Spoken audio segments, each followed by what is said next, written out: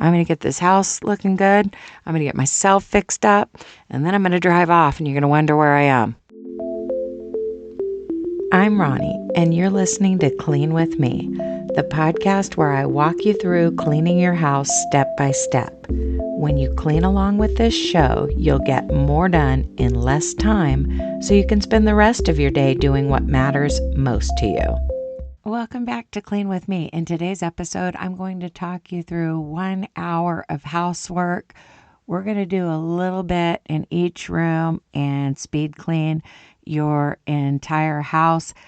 I do 1 hour episodes all the time on my bonus channel, Clean With Me Unplugged. Think of this as a free sample. And of course, you can listen to it again and again. A lot of my listeners contact me and tell me that they listen to certain episodes again and again. For example, someone wrote in about the 25-minute speed clean, saying that she listens to that before her husband gets home from work each day. Whether you look at this as a free sample or just something you can listen to again and again, I thought I'd throw in a whole house speed clean for you. In case you're new to the show, this is a show where I keep you motivated and on task and give you prompts on what to do next so that you can stay on task and stay entertained while cleaning your house. I'll tell some stories in between, and hopefully you'll get a lot done, and I'm pretty confident that you will. The first thing I want you to do is get some toilet bowl cleaner into your toilet bowls and give them a swish, and then you're going to let that soak.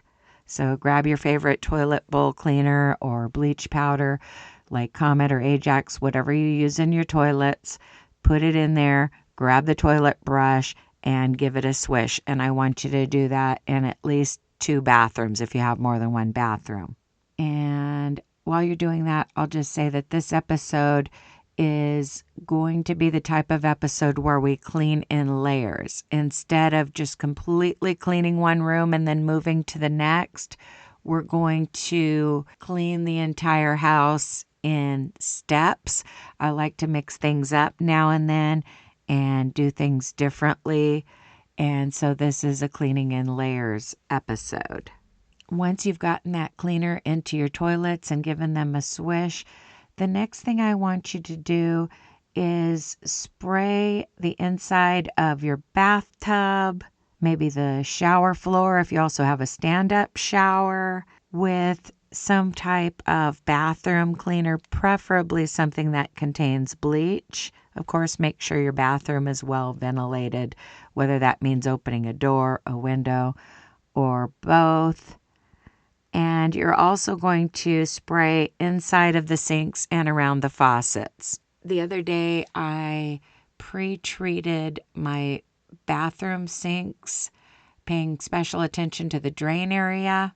I sprayed the inside of my bathtub, and I put some toilet bowl cleaner in the toilet and gave that a swish. And doing this helps whiten those areas while you work on something else in your house, and then you can come back and quickly wipe down those areas and move on. Basically, you're letting the chemical do its work.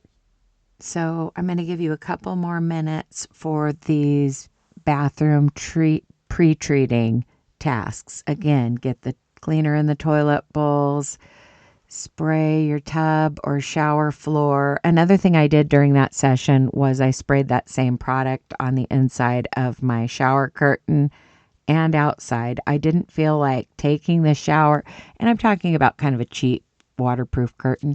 I didn't feel like taking it off of all those little hooks and putting it in the washing machine. I know you can do that, but instead I just decided to spray it inside and out. A lot of times on this show, I talk about something I either just did or that I'm planning to do, and that's basically where I get a lot of my ideas.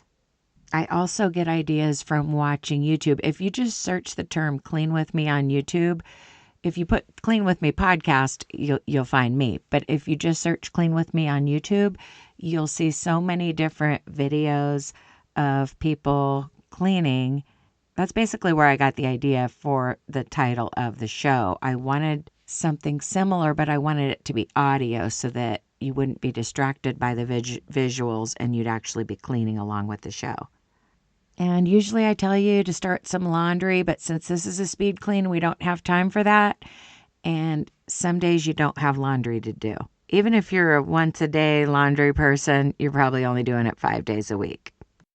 The next thing I want you to do is take out your kitchen trash and reline that wastebasket. I'm assuming that you have a large wastebasket in your kitchen. This may not be the case, but when I get started on a cleaning session, I take that out, reline it. It's a large wastebasket. Then when I go into the bathrooms, I can empty those smaller wastebaskets into the kitchen trash if I want. Sometimes I go outside for each wastebasket, but sometimes the weather's not ideal. It could be raining or something, and sometimes it's just quicker to dump those smaller ones into the larger ones. So if you're not going to be dumping smaller wastebaskets into the larger one later, go ahead and take all of them out now. But that's often what I do is I dump the bathroom trashes into the kitchen trash. And if you have plenty of empty space in your kitchen trash, you might not need to take it out. I'm always saying, like, no judgment here if this or that, but there are certain things that I might be tempted to judge you about. I do not like it when people go a long time without emptying their kitchen trash. One exception is if you don't put anything dirty into the trash. Years ago, I stayed with my grandma for a few weeks and noticed that she washed out her mayonnaise jars before throwing them away. And I was kind of puzzled, like, why would you take the time to do that? And she said it was because she did not take the trash out very often.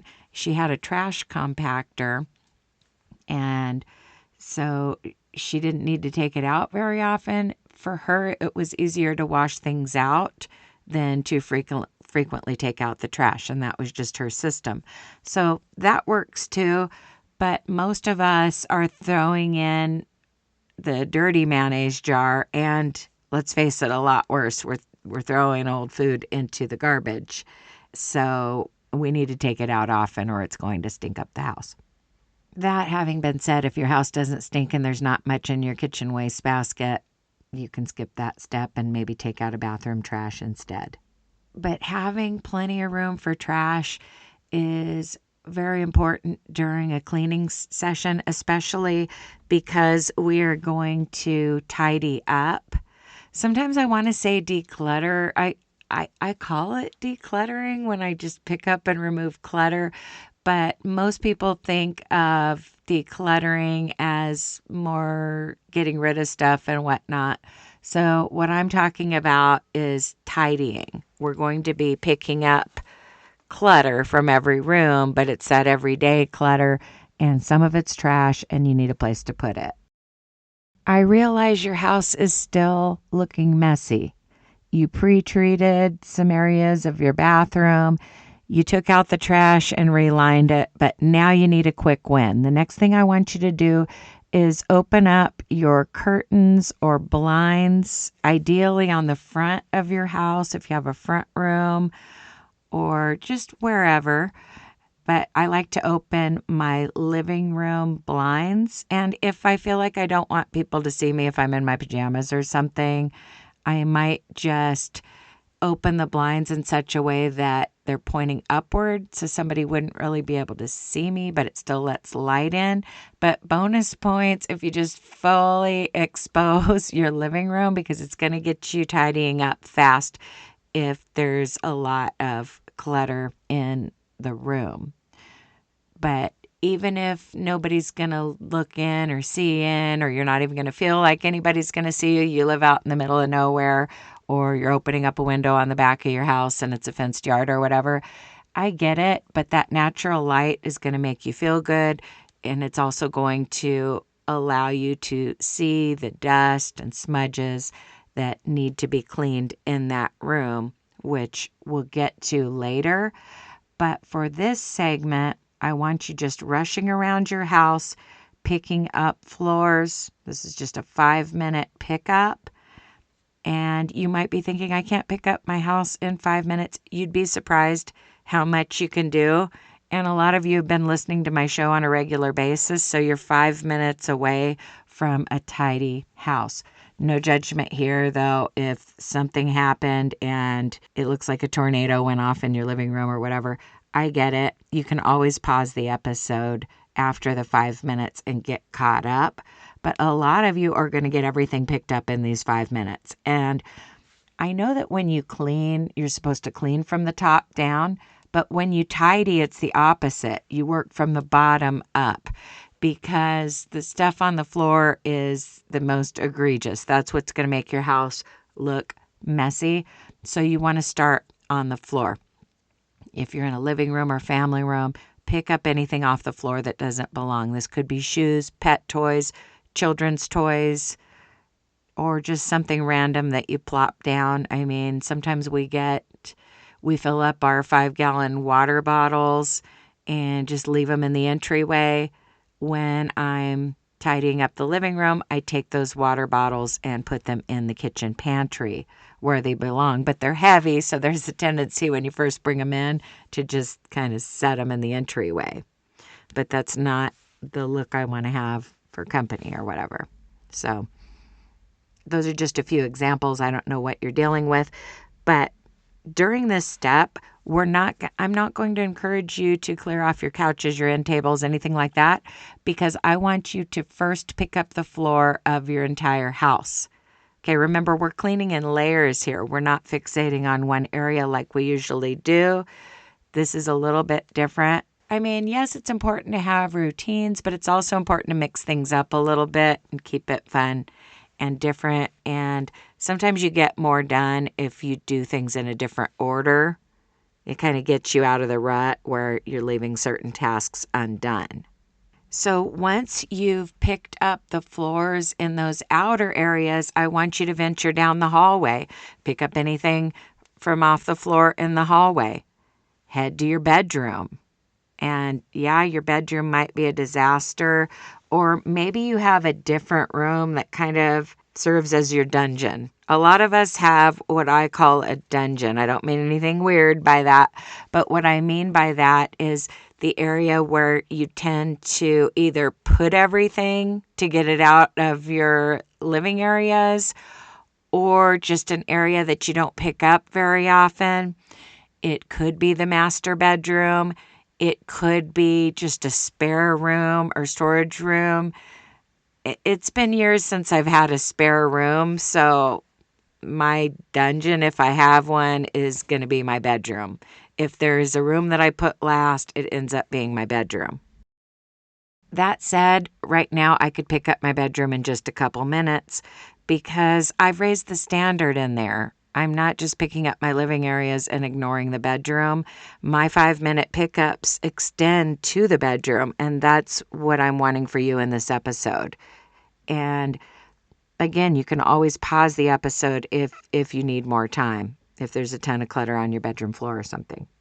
But it usually doesn't take long to pick up a bedroom, even if it looks overwhelming, because a lot of times things just fall into certain categories. Shoes that need to go in the closet, dirty clothes that need to go in the hamper, clean clothes that need to be hung up. But we're mainly focusing on the floor. So if you have something draped over a chair right now, let that slide for now, because I want you to get your floors picked up everywhere in the house. That way, if you don't get to everything, you're still going to be able to vacuum or sweep at the end of this episode, or toward the end. There's one other step we're going to do after the vacuuming and sweeping, but that's going to happen toward the end of the episode. This is just a quick whole house pickup of your floors. I want you just zooming around. Jessica calls it going flight of the bumblebee, quickly picking up. And if your kids are cleaning along with you, this is a great job to delegate to kids. Just get the floors picked up. It's quick, and they don't mind bending over and running around like you might. But if you're the one bending over and running around, It's good for you. It's exercise. You're killing two birds with one stone because chances are you want to move more anyway. But if one of the back rooms is a dungeon and you're not going to get it completely done, that's okay. You can always listen to another episode after this on cleaning a bedroom. No judgment here if you've got one room that's looking like a dungeon and you're out of time. Let's move on to the next step. Someone recently asked me to talk about my kids' antics, so I'm going to tell some old stories during this next segment because this next segment is going to be a little bit longer. I want you to head to the kitchen and do either an empty reload and run of the dishwasher, or if your team hand wash, you're going to pre-rinse and start that first sink load. Maybe it needs to soak, or maybe you're going to just start washing it. But I want you to get started on your dishes and do as much as you can during this step. But it's not going to be a super long segment, so it's okay if you leave some things to soak for later in the episode. But I do want you to at least get your dishwasher unloaded and reloaded, and or get one sink load pre-rinsed and then soaking in the soapy dishwater. And you might even be able to do both. And if you have extra time during this session, I'm not, assuming that everyone has a backlog of dishes. Maybe you didn't click on this episode to do dishes. You can also take this time to scrub your dining room table and chairs. You might even have a kitchen table plus another dining room table. That's something that you can work on alternatively if you don't have dishes to do. But I know a lot of you have dishes to do when you click on these episodes, because I feel like when I'm overwhelmed about my house, it's not when my dishes are caught up. When my dishes are caught up, I'm kind of excited to go do something else because I love not having to start by doing the dishes and then go clean. So if you're like me, you probably have some dishes to do, and that's why you clicked on this episode. Because that's usually when I feel like I need to put on a podcast, is when I have dishes to do. So I realize a lot of you are going to be doing dishes during this segment. The rest of you can just find something to do in the kitchen or dining room, like detailing tables, a high chair, or whatever else.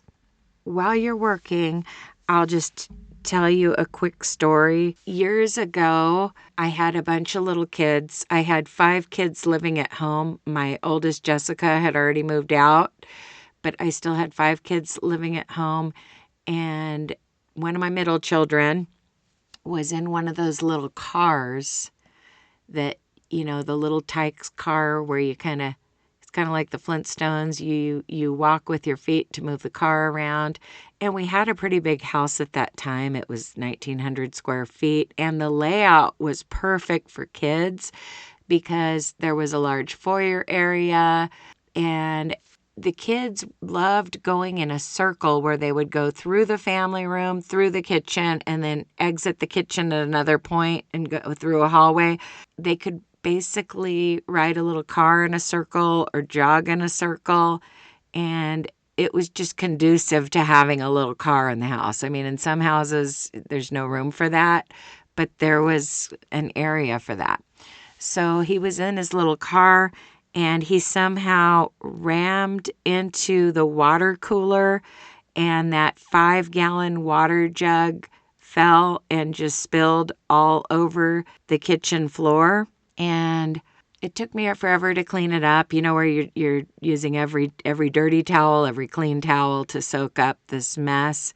And I was so stressed out when I got done cleaning that I put one of my older kids in charge, and I went and sat out in the driveway and plug your kids' ears during this part. Smoked a cigarette. I don't even smoke. But I grabbed one of my husband's cigarettes. He smoked at the time and just secretly had a cigarette. My husband was kind of in shock when he pulled up to the house after work and saw me sitting in the driveway smoking. He definitely knew something was wrong. Obviously, a lot had probably happened up to that point, and that water jug spilling was kind of the last straw. Sometimes you just need to take a time out as the mom and walk away. I mean, if you have someone else to supervise your kids, take a step out. Or if you have a baby or toddler that can just be placed in a crib, at least just go to the next room. Maybe let that child fuss for a few minutes. We all need time to just relax and cool down sometimes. But I have an age gap family, I call it. So for years now, I've always had somebody older I can put in charge, which was nice. Hopefully you're getting your dishes started. And don't worry, we're going to have another segment where we come back to dishes. Again, this is cleaning in layers, so we're not fixating in one room. But I'm only going to give you a couple more minutes to at least do that empty, reload, and run, or get that first sink load pre-rinsed and soaking, or maybe washed. Just do as much as you can as far as dishes, or do the bonus task of detailing a table or two and the chairs. But we're going to be moving on to another step soon that starts in the kitchen and continues throughout the house. And when I was first telling the story, I was thinking that this other event happened the same day. I don't know if it did or it didn't, and I'm, kind of blurring the stories together. It was probably a different day, though. Definitely the time I went out to the driveway was the water cooler incident. When you're breastfeeding, sometimes you're tied down for a while, and then your kids are kind of running amok. Some of you can relate to that. Well, at some point, I was tied down with the baby, and one of my little kids, who was not even the next one up from the baby, it's the same middle child again, he he went out to the yard and he brought in some kind of a pipe. And we had a nice, safe, secure, fenced-in backyard. But for some reason, there was a pipe out there. He brought it in and put it in the kitchen. Nobody noticed it at first, but apparently it was full of what I thought at the time were termites, but I ended up researching it later. If I remember correctly, there are species of ants that have multiple queens, just numerous queens. Anyway, they were like these large winged ants. And when he brought in that pipe, they somehow just started spreading in the kitchen. And not just on the floor, but they went up the cabinet. I don't even know how this happened, but they were starting to get everywhere. I freaked out thinking that they were termites and that they were going to destroy my house. So I did something kind of drastic, and I had a separate pantry for food that closed off. So in my cupboards, it was just dishes, cups, kitchen stuff that's not food. Obviously, I removed the pipe, put it outside, and then I sprayed Raid all over the floor, the ant and roach spray or whatever. I sprayed it all over the floor. I sprayed the cabinets. I sprayed everything. And what do you think that means? I had to wash every dish, every single dish. And back then, I had a lot of dishes in circulation. Okay, I had a big family. And, I was doing a couple dishwasher loads a day and not using many paper plates or anything. I had tons of dishes, but it was worth it because I felt like there was this threat of termites. This was before I realized that they were some type of winged queen ants. Anyway, I sprayed poison everywhere, and then I had to wipe down all my cabinets to wash it off, and then wash all of my dishes. Of course, I loaded the dishwasher, hand washed the rest. It was a lot. So sometimes we have these days that are just super overwhelming. So those of you who have young children at home, especially if you're homeschooling and you've got kids home all day, I've been in the trenches. But my older kids have been public schooled and homeschooled, and a couple of them have also been in private school. And then my youngest three started out homeschooling, and now they're all three in private school. Well, sort of. The school that my kids are in does have them take college classes at the community college once they hit 11th grade. Anyway, I have done a lot of homeschooling. All of my kids went to school by the time they were in 10th grade, but they have also all been homeschooled at times. Don't be upset with me, but I'm not a huge advocate of homeschooling. I'm really team private school at this point if you can afford it. And the only reason I'm able to afford private school is because my kids are in a hybrid school where they only go 3 days a week. So it's not as expensive as a 5-day-a-week school. So in some ways you could say that I'm still homeschooling because my 7th grader and 10th grader do have home days where they do their work at home on Wednesdays and Fridays.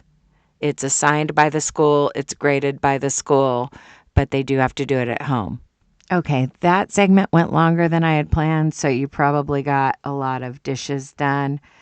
Let's move on to clearing your upper surfaces. Let me explain. Remember when I said that when you clean from the top down? For example, you would clean your upper cabinets, the top of your refrigerator, and then go down from there because dust could be falling off of these upper surfaces. And don't get me wrong, your house isn't even always that dusty. It's not the end of the world if you vacuum your living room and then dust the surfaces, because I'm assuming you don't really have these layers of dust. But in general, you're supposed to clean from the top down in case there is something super dirty or dusty up above. Or for example, when you're wiping out the inside of your microwave and it's above your stovetop, you're going to clean the stovetop second. So that's an example of cleaning from the top down. But when we're tidying, we pick up the house from the bottom up. First, we pick up the floors. So now we're moving up to that stage of tidying where we're picking up our upper surfaces, or maybe you'd even call them the middle surfaces. I'm talking tables, countertops, things at that level. Okay. So you're probably still in the kitchen. I want you to consolidate any mess to the sink area, meaning if there are any other remaining dishes that need to be washed, take those to the sink. You're going to clear off your countertops, which may involve putting away food. I always use the example of seasonings or cereal boxes because those are just the things that tend to get left out on our kitchen island. Put those items away. And then, of course, throw away any trash. Maybe somebody left a paper plate out, or they left some packaging from something that they used, or an empty milk jug or something. You're going to throw away all of the trash from the countertops. You're going to put away food that's sitting out on the countertops. And then you're going to just relocate stuff, meaning there are probably a few items on your countertops that don't belong in the kitchen at all. Maybe somebody's backpack or your purse that you plop down. Or maybe you plop down your keys on the kitchen island, but you have a personal rule that they need to be at the launch pad by your front door, whether that's a little hanging key rack or a key basket like I have. These are just random examples, but at any given time, there are things in the kitchen that probably don't belong there. Power drill, whatever else. And usually there are people in your family who do not have the same respect for your minimalist ideas about the kitchen countertop, and they think it's just a catch-all to put things. That's okay. Put stuff away and get it how you want it. When you're cleaning the house, you're doing it for yourself. And you might be thinking, no, I'm doing it because my spouse complains that I don't do enough housework and I've got to make him happy. That may very well be the case. He might want you to clean more. And some of you might have a husband who doesn't care about the house, like you're the clean person, you're the clean freak of the family or whatever. But a lot of times, you have a spouse who maybe has a higher standard. His mom was the perfect homemaker, blah, blah, blah, right? In that situation, you tend to think that you're cleaning for that person. But what goes wrong when you're cleaning to make your spouse happy and that's the only reason you're doing it is that's not going to get you through certain times. Sometimes you're going to be angry with them, or sometimes you're going to do a lot. He's not going to give you the words of affirmation you're craving. He's not going to notice it, or he's going to mention the one thing you didn't do after you worked so hard. So many emotions go into it. One way to kind of remove those emotions from it is to think about cleaning as a gift you give yourself. Think about how you're going to enjoy it. So maybe your spouse just wants the dishes done and doesn't really care if there has been a power drill and a backpack sitting on the kitchen island for a week, but you care about that. Put those items away and get the kitchen how you like it. Okay? And there's a balance there. Obviously, I have a list in my head of things that my husband cares about around the house, and I want to check those boxes so that he doesn't say something to trigger me if I don't do all those things.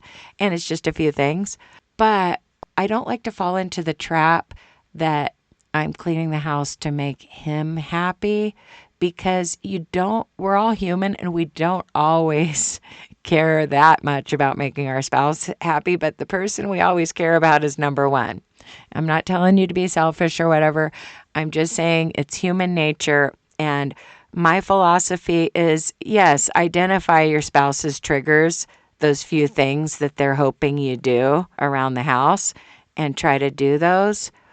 But in general, clean for yourself, because you're more likely to do it consistently when you treat it more as an act of self-care. Like flossing your teeth or conditioning your hair. Something that maybe nobody else cares that you're doing, but you care. So check your own boxes too, not just someone else's boxes. Once you've cleared off those countertops, and I didn't say anything about wiping them. If you had extra time, you might have wiped them, but don't worry about that right now. We're going to get back to wiping surfaces in another step. I want you to head to your living room, family room, or, entryway, just all of those outer areas, as I call them, your living areas, the common areas of your home that are not your kitchen, your bathroom, and so on. And clear off those end tables, coffee tables, couches, and clear off meaning remove things that don't belong. Of course, there are things that belong on those surfaces.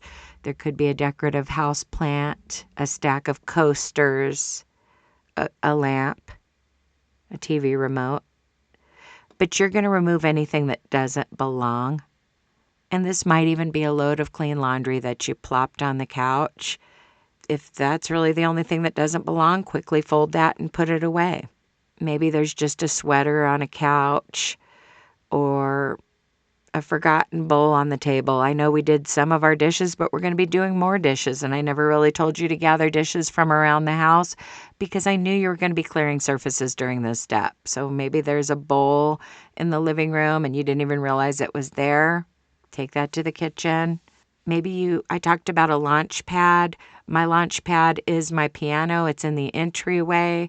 When I'm decluttering, I clear anything off of the top of the piano that doesn't belong. And here's a bonus chore. If you have a dusty runner on one of these surfaces, it might be time to get that into the hamper. Okay.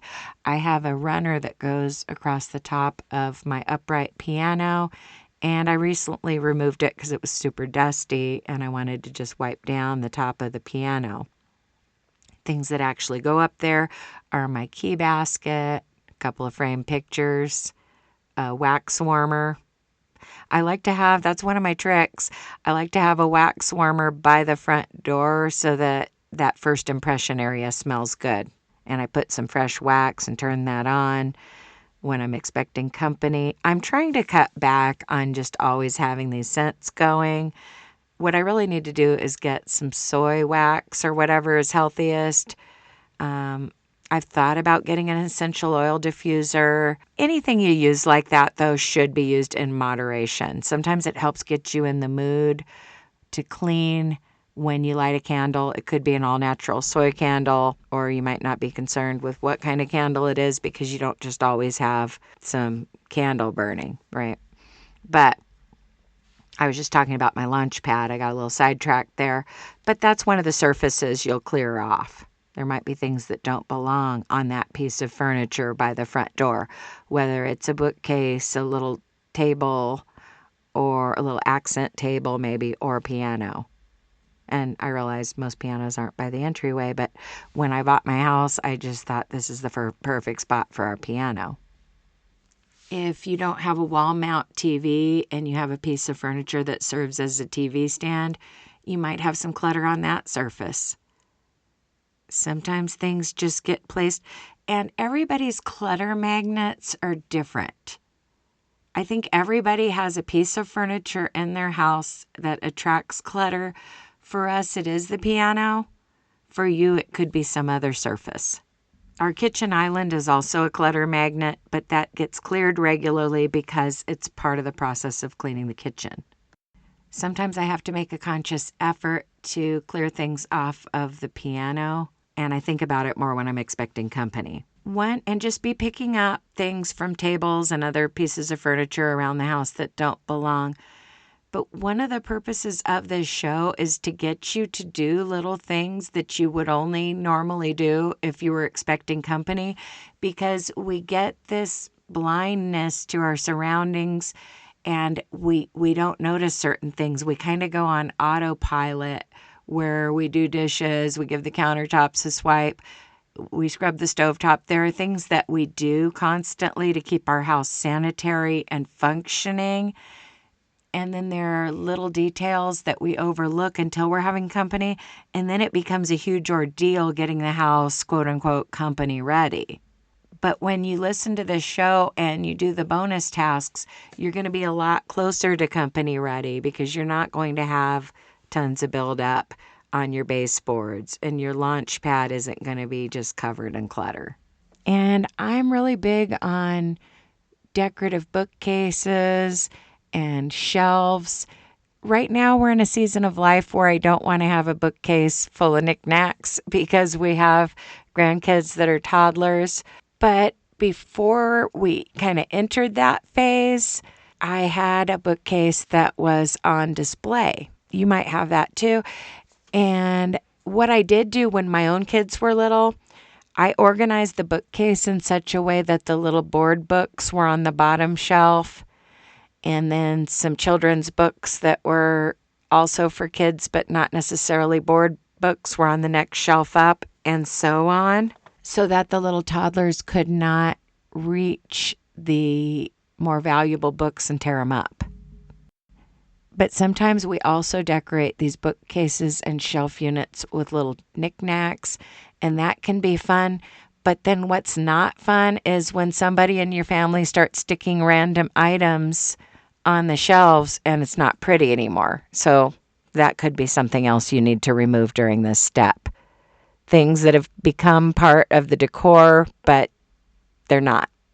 And of course, there's also the surfaces in your bedroom, your nightstands, your dresser, maybe your desk if it's not too overwhelming. This is kind of a speed clean, so I'm not asking you to completely organize your desk, but sometimes there are just a few items on your desk that need to be put away. Maybe they need to be placed in the drawer. I don't even know if you have a desk in your bedroom. You might have already cleared off your desk during a different step. But most likely, you have a couple nightstands and at least one dresser. Let's remove anything that doesn't belong. Some of us have a tendency to kind of get a collection of cups on the nightstands. Don't beat yourself up about it. It's in the bedroom. Nobody sees it, but now's the time to get those to the kitchen. Once you have cleared off all of your upper surfaces, it might be time to use the restroom or get a drink of water. Don't work too hard. I know this is a kind of a longer speed clean and you've been bustling around. I'm proud of you, but you might want to just sit down and drink a cold glass of water. Feel free to take a little break and just listen to me talk. And then whenever you're done with your break, you're going to want to clear your bathroom surfaces, meaning doing a pre-clean where you remove anything off of the bathroom floor. You probably did that in an earlier step, but you might not have. Remove those towels or somebody's socks or whatever's on your bathroom floor, and then remove anything off of the bathroom counter, the vanity area. And even things that belong, like your toothbrushes and whatnot, you're going to need to set those aside because we are going to be spraying. And this is going to be just a light touch-up of the bathrooms that we're going to be doing later in the episode. So just right now, while we're clearing other upper surfaces, I want you to clear that bathroom vanity in preparation for a little bathroom touch-up that's going to be happening later on. And again, take a little break whenever you want. So while you're working on clearing surfaces or you're just on a break, I'll tell you another story. The same kid, okay? You know how there's like a hole in your wall where the dryer vent goes? Well, he somehow went outside, and this was at the same house where these other incidents took place. You're probably wondering how old he was during all these stories. 5, 6, I don't know. But he went outside, turned on the hose, and stuck it in that hole, and then just walked away. He basically stuck it into the hole next to the dryer vent to where there was a hose going into our laundry room, which our laundry room doubled as our kitchen pantry. It was a little different layout at that house. It was a walk-in pantry, but the washer and dryer were in there. I don't really recommend that setup, but you're never going to get a house that has everything to your specifications unless you're extremely wealthy and you're having a house custom made or whatever. You have certain musts. When you're looking for a house, you've got some must-haves, and then you've got things that you like and don't like, but there are going to be some drawbacks, most likely. So as long as the house checks your main boxes, you can live with a few drawbacks. Well, one of the drawbacks was this laundry room as part of the pantry, which I didn't love. But at some point, I noticed that there was standing water in the kitchen floor, and it had also gone into the hallway. Remember I said they could run in a circle, like through the kitchen and then down a hallway into the family room. So it wasn't the hallway that goes back to the bedroom. It was a hallway in the outer areas. So the kitchen floor was soaked, and so was that hallway. I was in a panic. Not only did I use all the towels, but I started stripping comforters and blankets off of beds to soak up all of that water. And what was funny, for a few years, he would sometimes say to people as a conversation starter, I like to ask people, what's the worst thing you've ever done? And then he would ask that to give himself the opportunity to tell the story about how he flooded the house. But I told him, don't ask adults what's the worst thing they've ever done, because it's probably not flooding the house. And it's kind of an awkward question. But I thought it was super funny that he used to ask people that. Funny, but not ideal. Let's move on. It's time to finish doing the dishes if you did not get them done during that first step. But of course, there's always work to be done in the kitchen. So if you are caught up on dishes, you can be detailing various surfaces in your kitchen. You can be straightening up your pantry floor. From time to time, we need to just remove clutter from our pantry floor and sweep and mop in there. We just did it the other day. My husband did it. Sometimes your microwave needs cleaning out. Your refrigerator usually needs cleaning out. Okay, so there's plenty to do in the kitchen, but a lot of you need to just finish doing the dishes, because during a speed clean, of course, you probably want to get down to dish 0. So we are going to spend a few more minutes in the kitchen. And since this is a super long cleaning session and I need to take a little break, I'm going to insert a musical interlude here.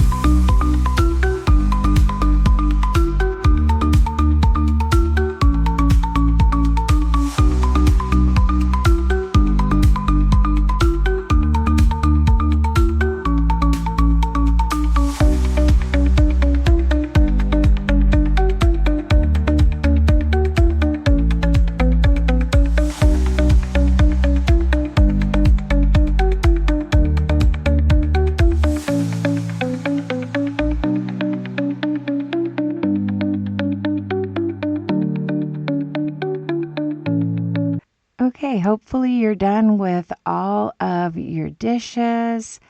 Go ahead and wipe down the surfaces in your kitchen. I mentioned cleaning from the top down, so be sure to look at your upper cabinets and see if those need to be wiped down. But this might not be a day where you need to wipe down your upper cabinets. This might not be a day where you need to clean your microwave. If you do need to clean out your microwave, you'll want to put a mixture of white vinegar and water into a microwave-safe container and then boil that for 3 to 5 minutes to kind of steam up your microwave. And then you're going to want to scrub the inside of your microwave with an abrasive sponge. You're going to remove that little turntable and maybe the little metal ring that goes under that, and wash those in the sink or the dishwasher and clean out that microwave. But that may or may not need to be done. Obviously, when you cover things while microwaving, you can go a long time in between cleaning the microwave, or just, clean messes as they happen. But sometimes people mess up your microwave and you've got to detail it. But a lot of you just need to wipe down your surfaces, your countertop, your stovetop. If you don't have a glass cooktop, you might need to remove the burners and really scrub.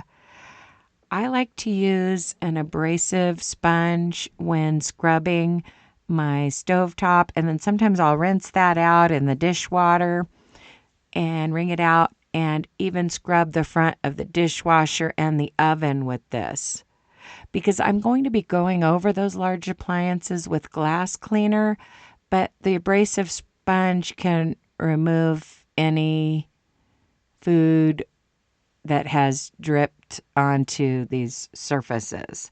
So you want to give it a good scrub before you just shine it up, if that makes sense.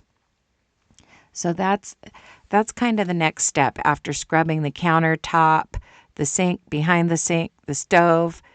You're going to deal with those appliance fronts. And you might want to give them a pre-scrub before you spray them with glass cleaner or stainless steel cleaning spray, whatever you use. I mean, I go through phases where I'll use a bunch of different products, but sometimes in the kitchen, just a nice glass and surface spray is good to have. Usually, I like to use a surface spray that's safe on granite countertops. Use that for the counters. I use dish soap to scrub the stovetop, and then, just the liquid dish soap. And then I usually just clean my stainless steel appliances with a glass cleaning spray. But I've even gone through times where I've used a multi-purpose spray for everything. There's a certain pledge that's not for the wooden furniture, like kind of the pledge we all know and love. There's another pledge that's a great multi-surface spray. It's a little pricey, but I sometimes use that as just kind of a one and done to clean my granite countertop, stovetop, appliance fronts, appliance windows. It works for everything. So there's something to be said for a glass and surface spray, but there's also something to be said for just using whatever you had. I watched a cleaning video earlier, and the lady said that it was her goal to use up all of the cleaning products she has on hand over the course of the rest of the year. And I like that. Use what you have. But sometimes treating yourself to a really convenient glass and surface spray can kind of give you a little boost as far as cleaning, especially if you like the smell of the product. I love things that are citrus scented, whether it's lemon verbena, tangerine, grapefruit, and there are a lot of natural products that have those scents. So oftentimes that's what I use to wipe down my granite countertops. But if somebody's been working with raw chicken and I'm not sure, how clean the counters are as far as germs and stuff, I'll use something stronger that's not all natural. Just a disinfectant spray that's safe on the granite. But even that is usually a lemon scent. Okay, it doesn't take super long to wipe those kitchen surfaces. You might need to pause the episode if you're detailing your microwave or something. I'm glad I motivated you to do that if I did. The next thing I want you to do is head to your bedroom, change your sheets and pillowcases, and remake your bed. I was telling my husband earlier that I want to get another comforter because I'll just talk about this while you're changing your bedding, but I I hate it that the comforter is a little bit too short to completely cover the mattress on both sides. The way our bed is positioned, I can pull it down further to cover the side that shows when you enter the room, but I don't like to choose which side of my mattress is partly exposed.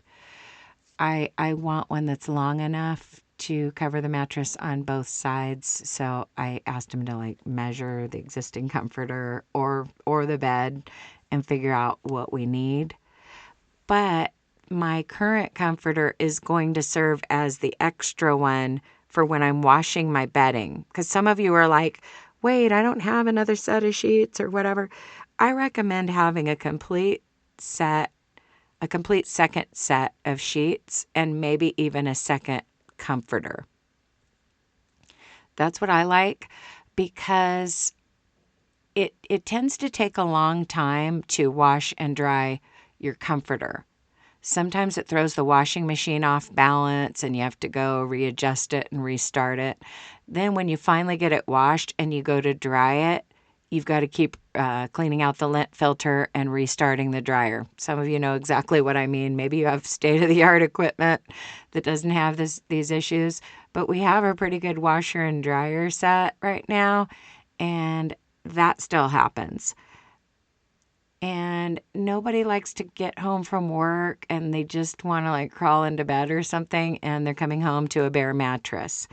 And also, when you strip your bed and you don't have anything fresh to put on it, it causes you to miss out on that springboard effect.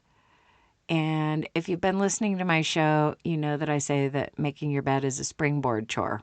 I've also heard it called a domino chore, where as soon as you make your bed, your room looks instantly better and you're somehow motivated to clean the rest of your bedroom. And we've already done that. You know, unless your bedroom was the dungeon that you couldn't finish, you probably picked up your bedroom floor and you probably cleared off some surfaces. But usually when I have you clean your room, I have you make the bed first because it's such a great springboard chore that motivates you to clean the rest of the room. And you kind of miss out on that because you don't feel that same effect when you just strip your bed and it's a bare mattress. So I recommend having a complete second set of everything, even the comforter. And some of us are guilty of not always putting on a top sheet and using the comforter as a top sheet at times. My bed does currently have the top sheet on it, but my comforter, one positive thing about my comforter that falls a little short is that it has kind of a built-in top sheet. It's designed to be soft on the inside and it's thin and lightweight enough to easily wash it, and you could even put a sheet in with it because I have kind of a large capacity washer and dryer. Another reason to have a complete set is just middle of the night mishaps. Someone could throw up, you, your kid that crawled into your bed, your dog, who knows? And it's just nice to have everything you need when something like that happens, to just completely remake your bed. Or what if your kid floods the house and you're soaking up water with your comforter? I know that one's probably not very common. But your house could flood for another reason, and once you run out of towels, soak things up with the bedding. But yeah, a delay in remaking the bed because everything's in the wash can cause you to lose momentum with housework because it's really satisfying to make your bed and have it look all nice and pretty.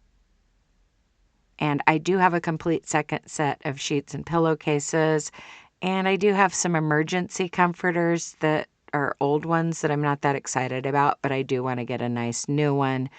And then this one will move up to being the backup comforter when I'm washing the other stuff.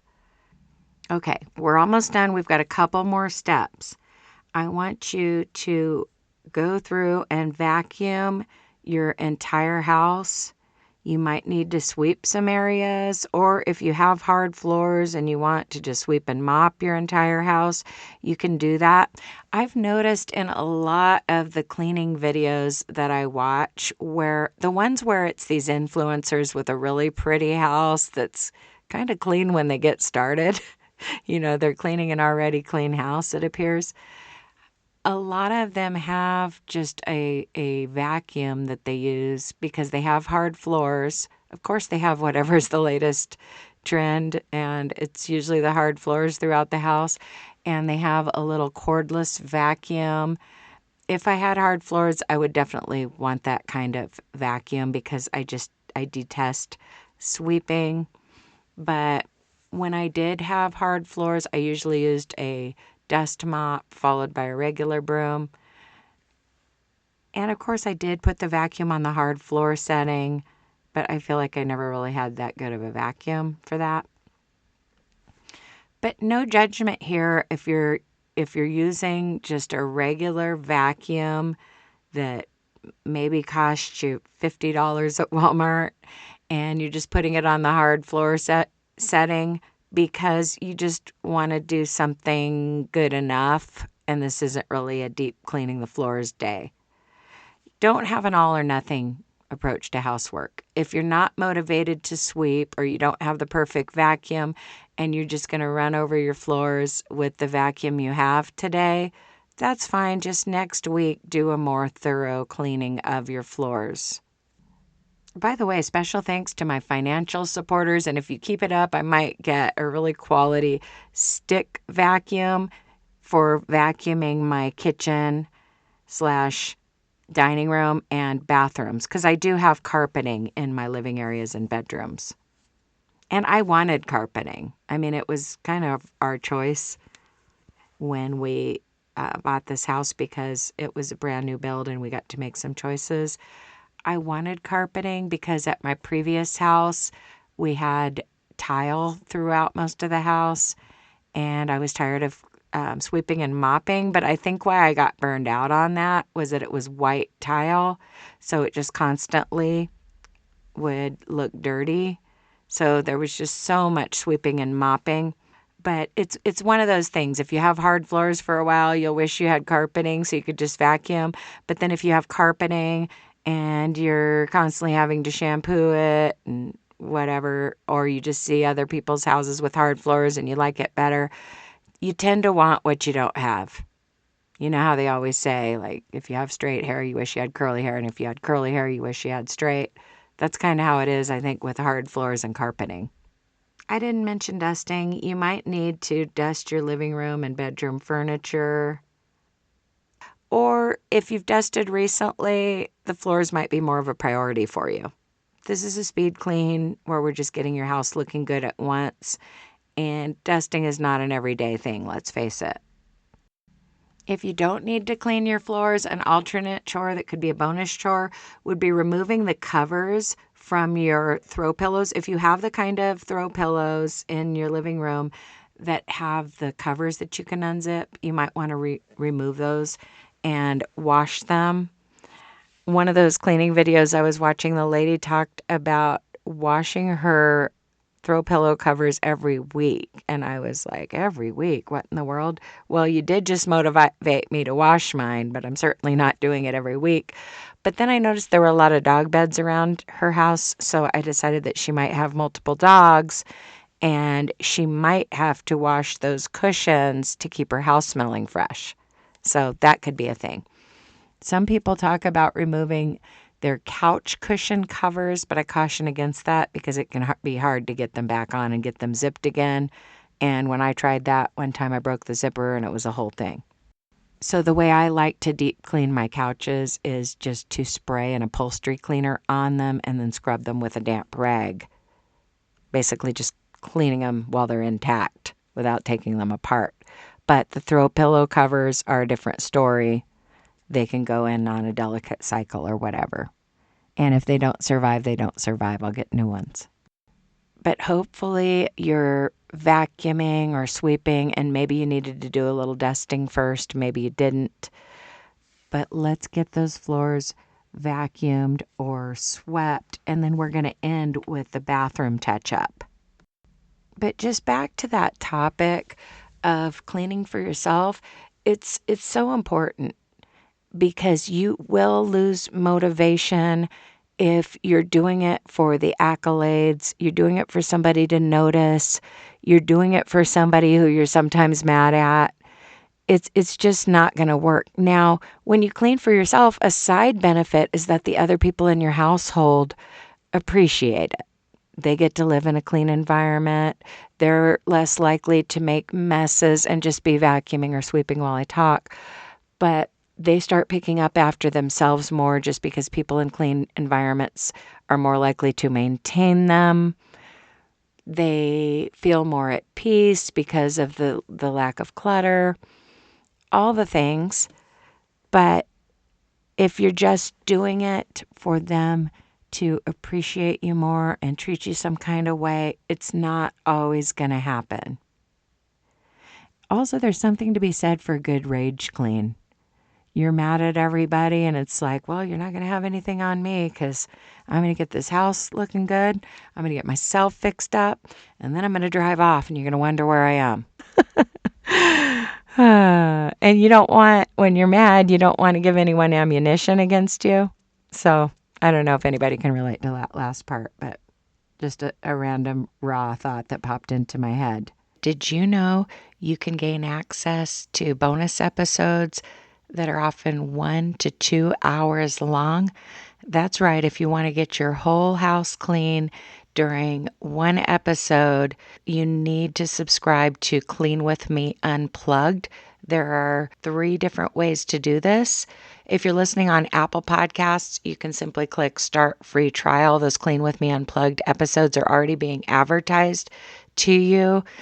And if you're listening on Spotify, it's called the Inner Circle audio feed when you subscribe to Clean With Me Unplugged, and you'll just need a Patreon account if you're doing it as a Spotify listener. Or last but not least, you can just click on the link in the description to support this podcast, and you'll basically go through something called the Spreaker Supporters Club. But whichever way you do it, you're gaining access to those same bonus episodes. And I don't expect anyone to subscribe to bonus content, but I sure appreciate it when people do. And I just know you'll benefit from those longer episodes. After you're done with the vacuuming, sweeping, and mopping, your house is going to look amazing. But I want you to do a bathroom touch-up too, because somebody's going to use the bathroom. And that somebody might be you. Remember, you're not just cleaning because your spouse is getting home from work or you're expecting company and you're hoping they use the bathroom or something because you cleaned it. No, you want a clean bathroom. And one of the reasons that cleaning helps you is the more often you clean, the easier it is to clean. You're not going to be scrubbing as much. Okay, if you just cleaned your bathroom last week, you're not going to likely have to scrub the ring from the water line with a pumice stone, unless you live in an area with super hard water. But chances are you can probably go 2 weeks before you need to use a pumice stone. And if you're giving the toilet bowl a swish in between, you might not need to use it at all. Keep vacuuming or sweeping and mopping, and I'll be back to remind you about the bathroom touch-up.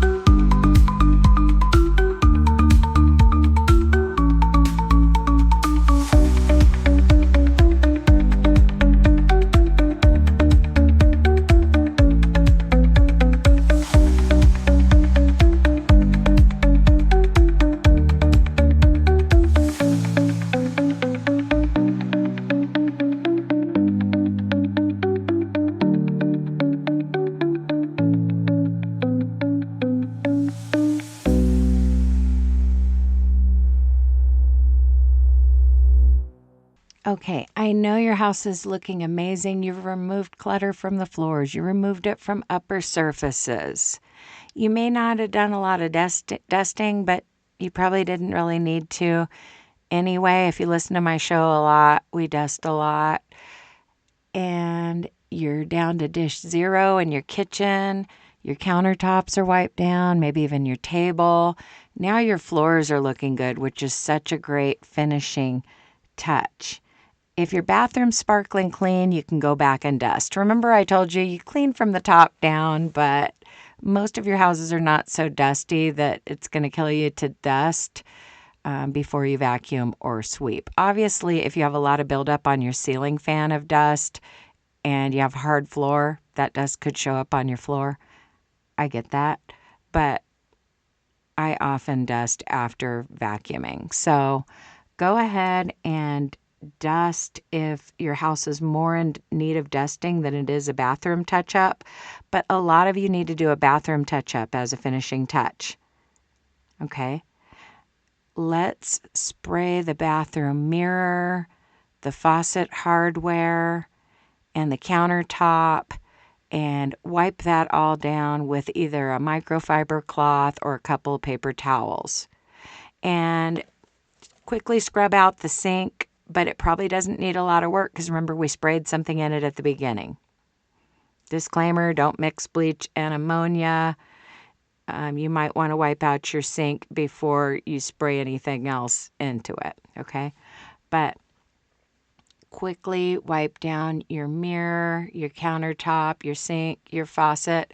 If it's a large bathroom that you're working in, you can attach a microfiber cloth to the end of one of those Swiffer mops or a similar styled mop where it's designed to put a pre-moistened pad and stuff it into these little holes to attach it. You can actually do that with a microfiber cloth. Spray your mirror with glass cleaner and mop the mirror. It's super fast, but it's not worth the trouble in a small bathroom. Okay, a couple days ago, I cleaned the small bathroom and I just wiped it by hand with a couple paper towels. I realized it could leave little bits of fuzz or whatever, but that's kind of a poorly lit bathroom. It's a small bathroom with a small mirror. It's good enough to just go over it with paper towels. But in my bathroom, there's tons of natural light coming in. It's a huge mirror, and I absolutely love mopping the mirror. And it's virtually streak-free when I do that compared to when I try to wipe it by hand. So that's a tip for a large bathroom mirror. But it's not worth setting that all up and attaching the cloth and finding your Swiffer mop and all that for just a small bathroom. The other thing I did when touching up that bathroom, of course, I wiped down the toilet seat, behind the seat, sanitized the flusher handle and all that. But I had just wiped the outside of the toilet and just really detailed it the week before. So this wasn't one of those deep cleans where I go all the way down.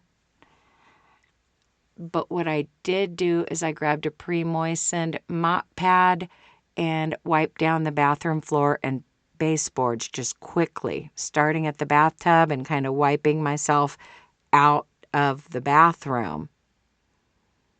Okay, and you probably swept or vacuumed that bathroom floor in an earlier step. But the time before, when I cleaned that bathroom, I used a string mop. Okay, I swept and then I used a string mop, which I don't even have a mop bucket right now. I want to get a mop bucket, but I don't even really have a mop bucket. I have just empty buckets, but I don't use them for that.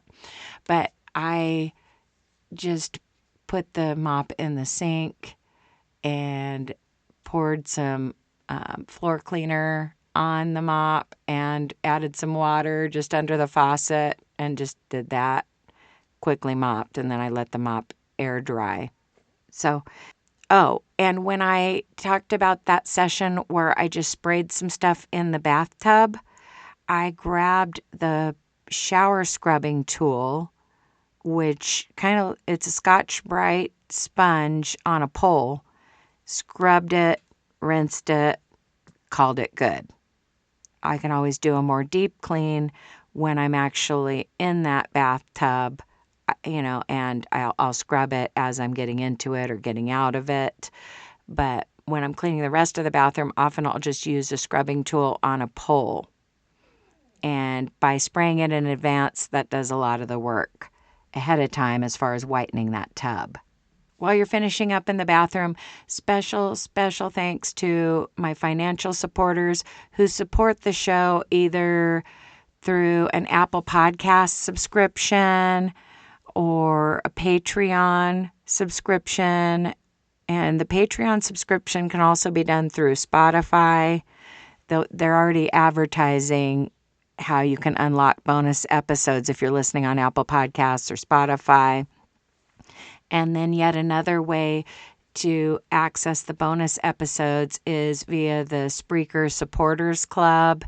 There's going to be a link in the episode notes for supporting the show that way. I'll put the other links in there as well. If you got a lot done during this long episode, I encourage you to support the show financially and access bonus episodes.